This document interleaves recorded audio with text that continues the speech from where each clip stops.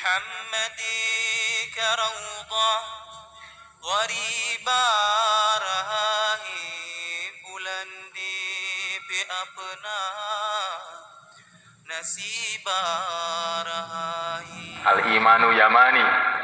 Iman itu adanya di Yaman, kata Nabi. Iman itu istilahnya sesuai dengan orang Yaman. Yamani, sifatnya orang Yaman itu lembut. Maka dikatakan oleh Nabi al-imanu yamani. Dari sini kita ingin ngambil apa?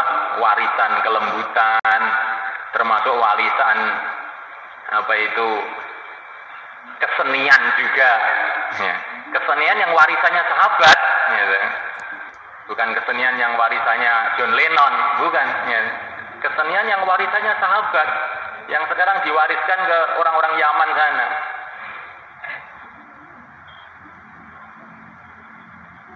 Ada orang tanya, kenapa marhaban berdiri? Ya kan? Ada yang tanya begitu. Mungkin ada wali murid yang agak aneh ini. Berdiri untuk apa? Saya jawab, memang sudah capek duduk berdiri toh. Terus gak katik dalil-dalilan wis. Ayo, siapa yang bisa ngengkel kalau gitu? Kan sudah capek. Ini dalil yang paling kuat ini. Capek duduk harus berdiri. Gitu saja dimasalahkan. Nah, saya sudah sampai berdiri ya duduk lagi. Ini dalil yang paling kuat ini. Dalil pengengkelan namanya. Tapi sebenarnya dari kehidupan sahabat juga ada. Bagaimana Nabi ketika pulang dari satu pertempuran, maka seorang sahabiah mengatakan, saya bernazar untuk berdiri mengucapkan pantun-pantun syair untuk Tuhan. Boleh apa enggak? Kalau sudah nazar ya boleh, kalau enggak nazar ya usah, katanya. Maka akhirnya sahabiah tadi berdiri dan mengucapkan pantun-pantun syair depan Nabi. Jadi nek digoleki dalile ya ono dalile. Makanya apa saja yang dibuat oleh para ulama-ulama itu jangan kita mudah mengkomplain, enggak ada dalilnya ini. Pada zaman Nabi enggak ada, kayak kamu sudah hidup zaman Nabi saja. Kamu itu lo tahunya itu apa? Jangan bilang begitulah. Itu amalan-amalan yang dibuat oleh para ulama-ulama sudah berkurun-kurun itu mesti sudah ada alasannya. Adapun khilafiyat ya memang sejak dulu ada khilafiyat. Ya. Tetapi mesti ada apa itu benang merahnya atau silsilahnya atau ceritanya itu mesti ada dari kehidupan orang-orang dulu. Nah, mulaikan Allah SWT. Kita ingin mengambil warisan-warisan itu dari mana-mana, dari Pakistan dengan semangat dakwahnya, dari India yang dengan semangat wiridnya dan dakwahnya juga, ya. Dari Bangladesh dengan semangat ikram tamunya, dari Yaman yang dengan semangat qasidahnya, sama ziarah kuburnya, Masya Allah, jadi ingat mati. Ya. Kalau di Yaman ini sudah ziarah kubur ini termasuk program penting sekali di sana itu. Supaya bisa latihan ke kubur hari-hari sehingga nanti kalau waktu mati itu sudah nggak bingung. Ya. Orang yang nggak pernah ziarah kubur nanti kalau mati, wah ini saya nggak pernah kesini nih, bagaimana? Terkejut dia, ya. Sedangkan Nabi sendiri sering malam-malam ziarah ke Baqi, sering ziarah ke kuburan Uhud, kuburan Baqi. Ya. Ini satu sunnah juga. Ya. Satu sunnah juga. Kita warisana. Kita ingin ngambil dari Wali Songo juga, ngambil dakwahnya dan ngambil selamatannya. Ya. Selamatan ini kan budaya Jawa, budaya Hindu, toh Pak. Katanya siapa? Ini budayanya Wali Songo ini, selamatan ini. Kan dilarang dalam agama. Jangan begitu. Ya, mana ada hadis ngelarang selamatan itu mana? Enggak ada.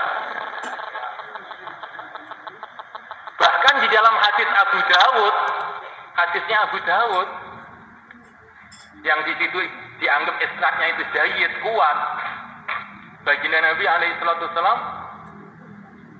dalam upacara ngubur mayit, di Madinah, setelah penguburan mayit itu oleh keluarga mayit itu diminta datang ke rumahnya untuk makan, dan Nabi mau datang. Ini kalau di bahasa Jawa kan namanya selamatan ini. Cuman orang Arab nggak tahu namanya selamatan, nggak tahu. Jadi ada hadisnya juga, kan. Cuman tentu pakai tertib yang benar. Jangan hartanya anak yatim terus untuk selamatan, ya kan? Bukan. Tapi kalau setelah penguburan makan di rumahnya keluarga mayit, ada itu. Nah, tapi di kitab ini begini ini masalah khilafiyat biasa, ya kan? Perkara kalau masalah khilafiyat jangan diperuncing, sudah itu ada alasannya juga itu, maksudnya ulama-ulama yang selamatan itu.